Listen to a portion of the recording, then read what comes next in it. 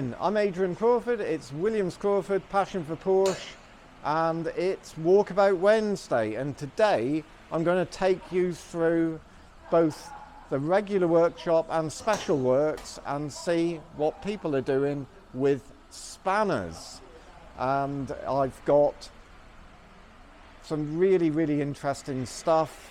993 Targa, some really clever stuff going on with that, some engine stuff, and a 997 I think that is coming for other work. And then there's other things that I'll show you on the way through, so stay with me. We've got a busy schedule and lots to see. Well, I'm here in the workshop with this 997 Targa, and this is young Lennon who's come in for a little bit of job experience to see whether this is the job for him, or whether he's hiding behind the ramp, or whether he wants to go off and be a rocket scientist. And with young Jack here, what are you doing? We're removing the engine to change some coolant pipes that go above the engine, which unfortunately you can't get out with the engine in place. Ah, right. Where's that's the new pipes down there? Yeah.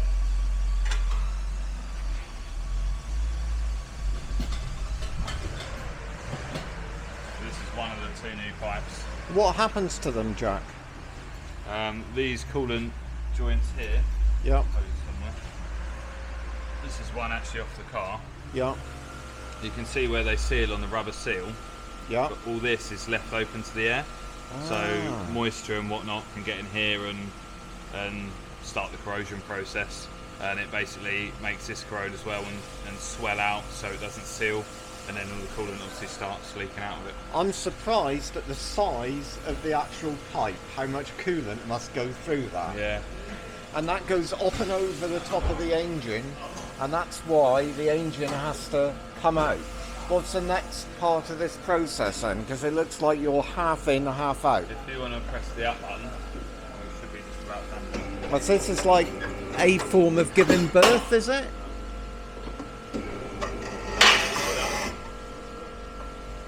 So all I think we're looking for is make sure we haven't left anything Basically, yeah. connected. Go on then and go up again. Yeah, all the way. Keep going. You're good? Yeah, it's all clear. Okay. And there's the coolant pipes. Yeah. I thought that they went over the top, but it's the brake pipes that go over the top that also cause problems, isn't it, or not? Yeah, I think this one is also having a brake pipe or two while it's out like this, so obviously ease of access and reduced labour time. Yeah, well, it makes sense that if you're in this far and you've got corrosion on them, then doing the brake pipes. I mean, this car is probably, I can see the original little build thing, look, hidden behind the bumper. This car was built in April 2007, so it is 18 years old. Well, it deserves a bit of care. Okay, well, when will it go back together? How long will it take you? Hopefully it'll start going back together today. Yeah. When will we see you driving it out? Probably lunchtime tomorrow. Fantastic. Tomorrow afternoon. There's also pipes across the front, isn't there, sometimes? There is, yeah. So the joint that you can see we're changing there, where it's sort of corroded out and leaking. That is not going to get better. Same joint here. Yeah. These are probably the least concern, but they do still go. Yeah. And then they follow down to the front of the car, and that's where you have your famous crossovers that sort of go in behind here and cross over. Yeah. As the name suggests, to the two radiators at the front of the car. So just like labouring this point for a bit, is that it's quite common to see them with evidence of like dampness on the joints, but that isn't necessarily a reason to go replacing them, but they will eventually start dripping. Because I've seen the Porsche on Porsche warranty that they, on used car warranties, that even if they're damp, they say they're serviceable. It's certainly not desirable, but So serviceable, it might be for a good little while, but this is a job that you'll eventually get to. I suppose like a lot of things, depending on how early you catch it, you can get away with just changing the rubber hose. Ah. But it's very rare that you tend to come across one that's got to that point, then you can do that. Yeah. Normally it's been left too long and hence you need to do this hard pipe. Yeah, okay. But like a lot of them, the risk is obviously the bursting, especially if you're on track and stuff like that. Yeah, okay, well that'd be the... So this is a preventative thing rather than a, oh my god, all the water's gone out of it and I've ruined the engine as well.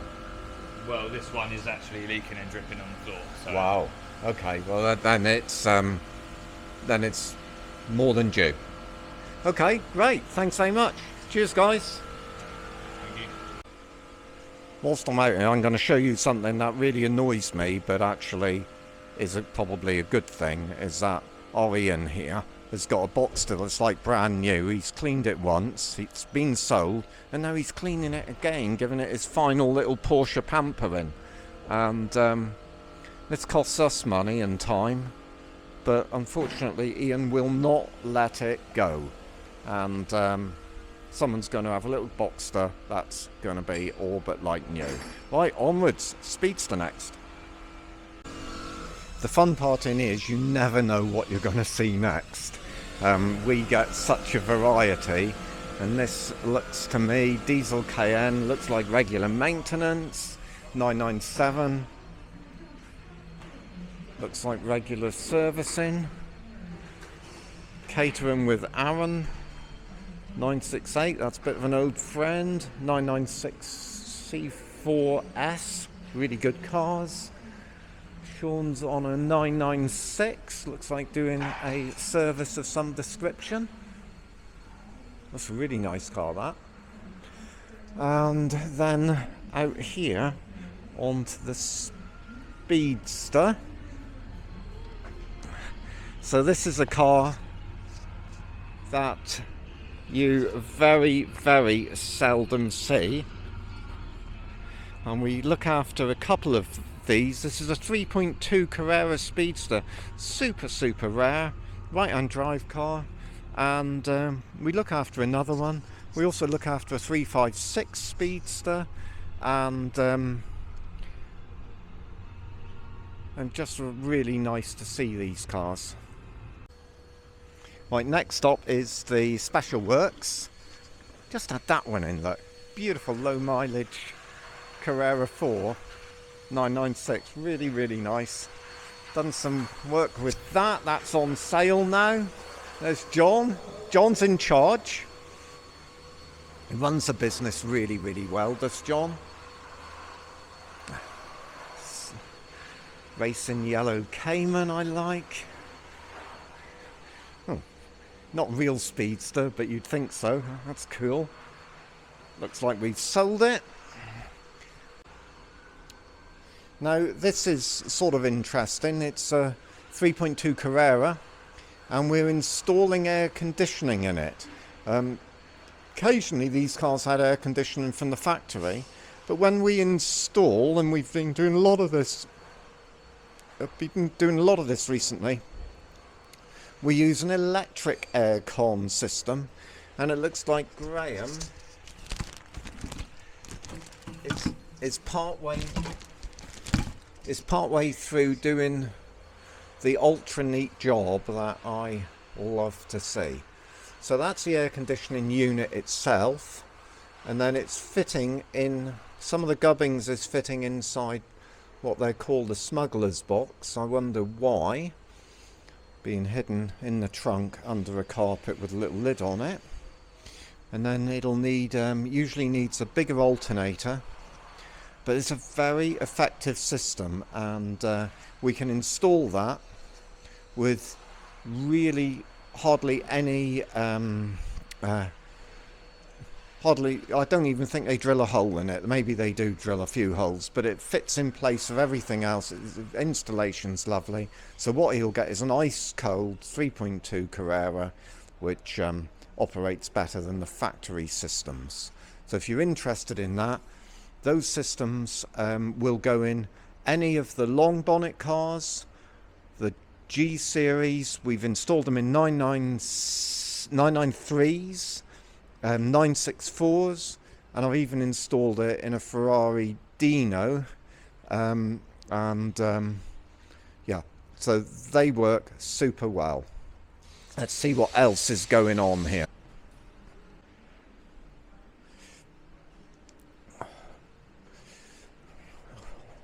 I love seeing all these different cars. Now this one actually is coming from America for a client. We've registered it, we've done quite a lot of work to it. Unusual colour, and just a beautiful, beautiful car. Right, anyhow, got sidetracked, so onwards. Got a 944 turbo that we've now actually got to the state where it's running again after a slumber of I don't know how many years. Some of that work will have been done by Paul, who we're going to visit in a minute, and that'll be he'll have done a lot of the metal fabrication work, and that's where we're going next. So now this is the operating room. This is where people, well, cars, Porsche, get put back together. And few people come in here and see it because it's dirty and noisy and dangerous. So, but we got Paul in here, who's an expert on metal, and he can turn something from rust and dust into reality. And you'd never ever know that he'd been there, other than if there was a hole, there would no longer be a hole, and it would look completely factory original. But in here today is a 993 Targa. Now the 993 Targas can suffer because this one is 96, so that is how old, Paul? That's nearly 30 years old. Oh my lord. And these hardtop assemblies that comprised of, if you like, all the Targa roof, in time they trap the water. And where they trap it here is glued to the top, to the quarter panel of the car, and then they'll also corrode up on top of the screen, and then in the traditional part at the bottom of the screen. And so this one had got to the point where corrosion was creeping out here, and you can't really do anything about it. What will have happened over the years is people will have repainted this, but the corrosion's sort of stuck underneath the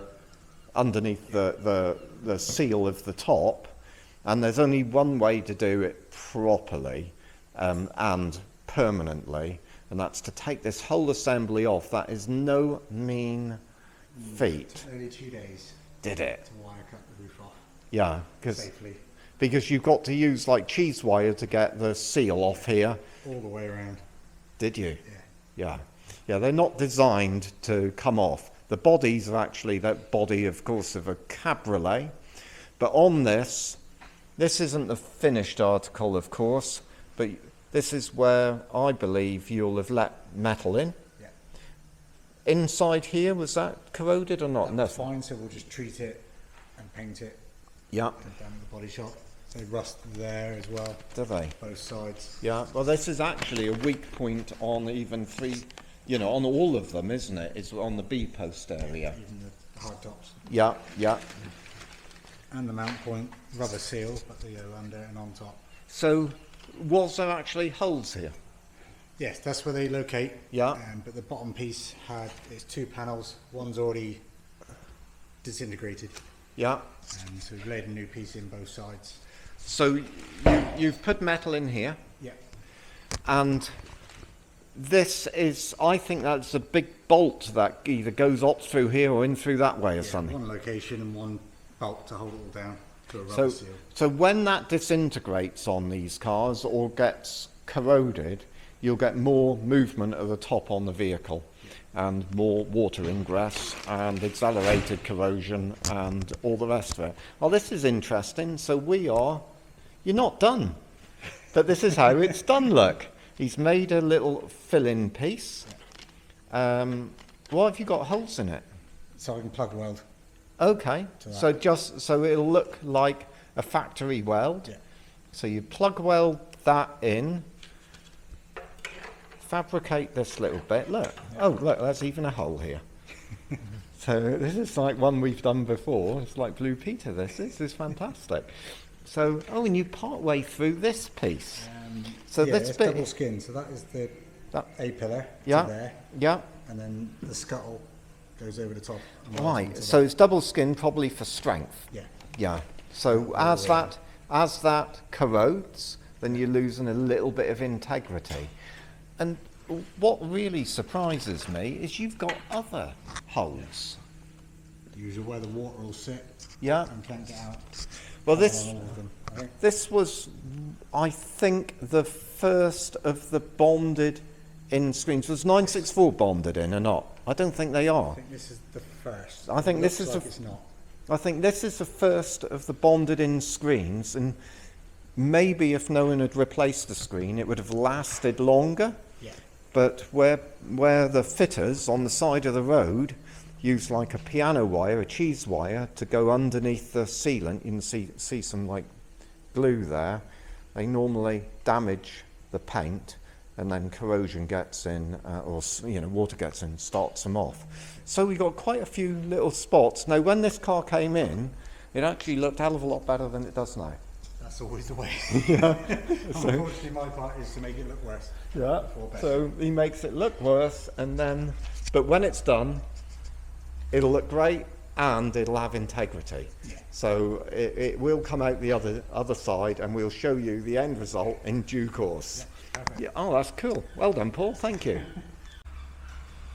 Right, so there's our trip to the surgery for limbs and stuff, and this is where we do the heart and organs. And what we got here is we've got Paul. He's putting together final touches on a 996. 996 3.6. So we've had it apart, and it's ready to go back in the car soon. But I reckon there's a couple other things I can spot that I think are interesting to me. So we got cases over there. So 2.7K? No. 2.4 case. Yeah. And what's it in for? It's in for a line board. Okay. So I know a little bit about this because I ran for a long time another car with these magnesium cases. And so this is your engine casing. Obviously your cylinders go on here, and your crankshaft critically goes down through here, or runs in these journals. And what happens is that the cases move a little bit when the engines are reassembled. And on this car it came in, and it clearly been built, but the engine was tight to turn over, so it would never produce power, it never last very long, and essentially it being rebuilt, probably at considerable expense, but they've missed out at least one key procedure, and that, I believe, is line honing. You bolt the case together again, and you put some sort of thing. It's a machine tool with a cutting tool that runs down through the middle. Right, and that just straightens everything up in there. Yep, as you said, the cases shift over time and they become out of line slightly, and then the crank doesn't run true. Yeah. So it pushes against the bearing where it shouldn't be pushing against the bearing, and then, as you said, it runs tight. So when you line bore it realigns all the journals through the middle of the case again. Why don't we have to do it on alloy cases? Because it's magnesium, when they're apart, they shift. It's much more of a fluid metal than the alloy cases. Yeah. So, I mean, Porsche changed to alloy cases for the 3 litres, and I think they used alloy cases from like some of the 2 litres, I think. I'm not sure. Yeah, they went in and out of these Meg cases. The Meg case engines are lighter. They sound slightly different. I like them if they're built properly. But there's another feature of this that stops them shifting again, and I don't know whether that's been done or not been done on it.